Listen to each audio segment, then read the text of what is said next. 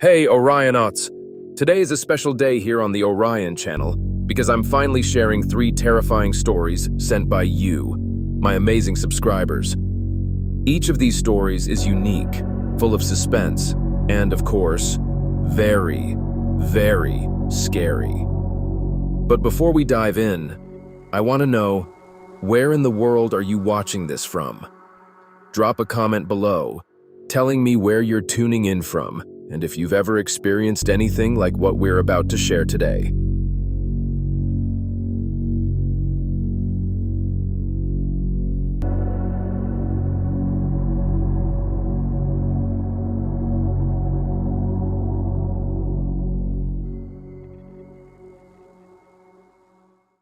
I was coming back from work.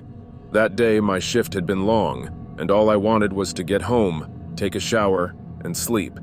I was working at a convenience store at the time, so my schedule was kind of irregular.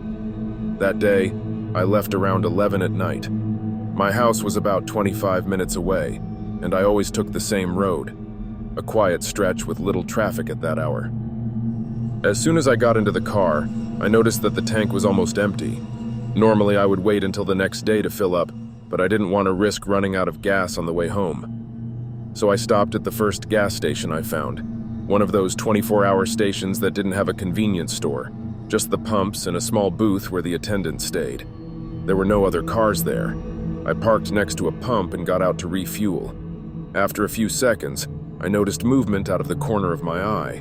When I looked, I saw a man approaching the car. He was dressed simply, dark jeans and a worn-out jacket, looked to be in his early 40s. He got close and said he needed a ride. I didn't think much before saying I couldn't help. I don't like giving rides to strangers, especially at night, but he didn't accept my answer so easily. He said he just needed to go to a street a few miles away, that his car had broken down, and that he didn't have money for a taxi. He pointed to a dark area near the station, but I didn't see any car there. I told him again that I couldn't, trying not to sound rude, but he kept insisting. He wasn't aggressive, but he spoke in a way that made me uncomfortable, like he was trying to convince me no matter what. I had already finished refueling, so I just wanted to pay and leave. He stood next to the car while I walked to the booth to pay. When I came back out, he was still there. At that moment, I felt pressured. I didn't know if he really needed help or if he was trying something, but he didn't seem like he was going to give up. In the end, I gave in and told him he could get in, as long as it was quick. As soon as we left the gas station, the feeling of discomfort only grew. He got in silently, kept looking in the rearview mirror a lot, and seemed restless. At first, I tried making conversation, asking where his car had broken down, but he just said it was a little further ahead, without giving details. We had been driving for about 5 minutes when I saw in the rearview mirror a black pickup truck coming fast in our direction. At first, I thought it was just someone in a hurry, but as it got closer, I realized it wasn't going to pass. It stayed right on my bumper, with the high beams reflecting in my mirror, making it impossible to see properly. I thought about slowing down to let the car pass, but the passenger turned to me and said that I couldn't stop. I didn't understand at first, but he looked very serious. Then, the truck got even closer, almost touching my rear bumper. I was already starting to feel really nervous about it. That's when he told me to speed up and a little ahead, to turn onto a detour that would appear after a curve. I hesitated because that wasn't my route, and I had no idea where that detour led, but something about the way he said it convinced me.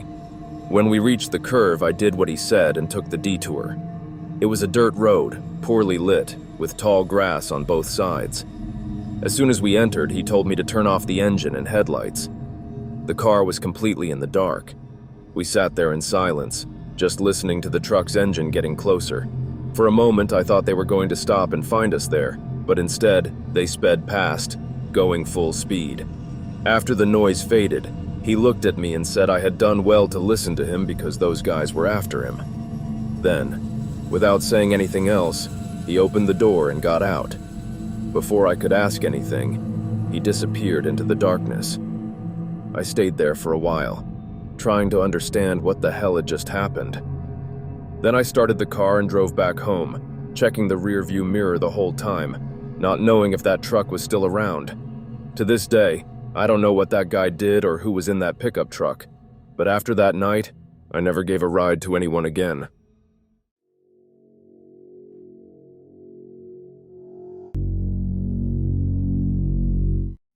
I'm sharing this because I feel like I need to. What happened to me could very well happen to you, and that's why this story is worth listening to. Paying attention to these details could save you from a possible kidnapping or robbery. It was nighttime. To be honest, I forgot the exact day this happened, but it was after another exhausting day at work. I stopped by the supermarket to grab a few things before heading home. I had done this hundreds of times. It was part of my routine. The parking lot wasn't completely empty, but it was clear that there was way less activity. It was already past 9 at night, and most people had probably done their shopping earlier. I parked a little farther from the entrance because when I arrived, the store was still busy, and there weren't many spots closer. It wasn't something that worried me. The place was well lit, although there were some areas that seemed darker. It wasn't exactly scary, just that end-of-the-day feeling where everything seems quieter than it should be. I went inside, did my shopping quickly, and walked back to my car carrying 2 bags. I was on my phone while walking, replying to a message, not thinking about anything in particular. It was only when I got near my car that I felt something strange. I didn't hear anything, no one said anything, but my body just knew. I looked up and saw a man standing a few meters ahead.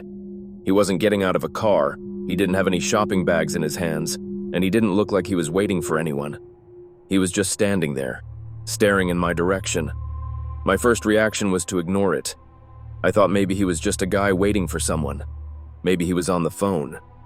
I didn't want to seem paranoid, so I did what anyone would do. I kept walking normally. I reached my car, unlocked the doors, and put the bags in the trunk. With every passing second, I felt like something was off. I glanced quickly to see if he was still there, and he was, still staring. At that moment, I was already feeling uncomfortable. I got into my car quickly, closed the door, and locked everything immediately. When I started the engine, I heard a sound on the window. He had moved closer and was knocking on the glass. I didn't roll the window down. I just sat there holding the steering wheel. He smiled and said something, but I couldn't hear it clearly. I gestured that I didn't understand, and he spoke a little louder, saying he needed help finding his lost dog. That caught me off guard. For a second, I thought maybe it was true, but something about the way he spoke didn't add up. For example, he didn't seem desperate, like someone who had really lost a pet. There was no flyer, no leash in his hand, nothing that suggested he was actually looking for something. And while we were talking, I noticed something else strange. He wasn't looking at me. He was looking inside my car. My instincts screamed for me to get out of there. But before I could react, I noticed movement in the rearview mirror. Another man was approaching from the opposite side of the car. At that moment, there was no doubt anymore. This wasn't a coincidence. They were surrounding me. My mind went into full alert. I didn't think about anything else. I just started the car and slammed my foot on the gas. The man next to the window stepped back quickly, as if he hadn't expected that reaction. The other one, who was coming from the opposite side, picked up his pace, maybe trying to stop me from leaving. But I was already moving. I got out of there as fast as I could, without looking back. It was only after I had driven a few blocks away that I started processing everything that had happened. I kept wondering, who were those guys? What exactly did they want? If I had hesitated for just a few more seconds, what would have happened? I pulled into a gas station to try and calm down. I grabbed my phone and thought about calling the police, but what would I say? 2 guys were acting weird in a supermarket parking lot? They hadn't done anything directly to me. They didn't try to open my car door, they didn't touch me, they didn't say anything threatening. But everything about them felt wrong. I was sure that if I hadn't noticed quickly, they would have done something I definitely wouldn't have liked. While my car was being filled up, I opened my browser and searched for crimes in that area. That's when I found something that made me shiver inside. That parking lot had already been the scene of several attempted kidnappings. There were reports of people who had gone through similar situations. Men who tried to distract women with some excuse, while another approached from their blind spot. Some of these stories ended well, like mine, but others just didn't have a conclusion. I closed my phone and just sat there in my car. I had never paid much attention to this kind of thing before. I always thought it was an exaggeration when people said to be careful at night, to stay aware of your surroundings, and never park too far away. But now, I understood. That night I went home feeling different. After that day, I changed some habits. I never look at my phone while walking to my car anymore. I always park as close as possible to the entrance, and most importantly, I pay attention to my surroundings. But there's one thing I've never been able to forget. The way that man looked inside my car, like he was checking for something, like he needed to make sure I was alone. That still gives me chills to this day. And the worst part? I never found out who they were. I never saw their faces on the news or in police reports, which means most likely they tried again.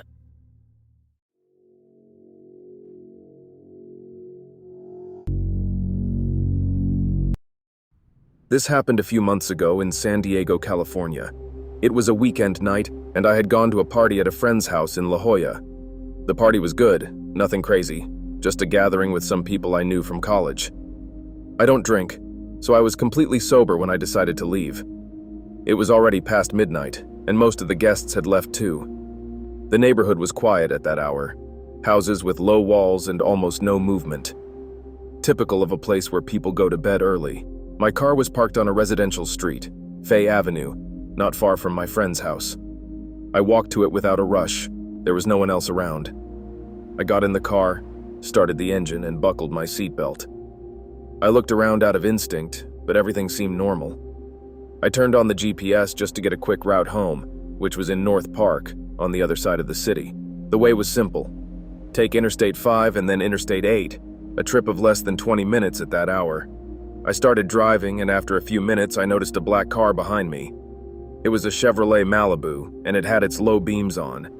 At first I didn't pay much attention because Torrey Pines Road still had some traffic. But when I took La Jolla Parkway, a road that leads down to the freeway, I realized the car was still on my tail.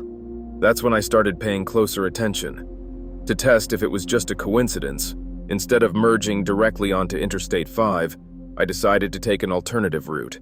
I turned onto Gilman Drive, a less busy road that cuts through the UC San Diego campus. I noticed the car did the same. At that moment, something clicked inside me.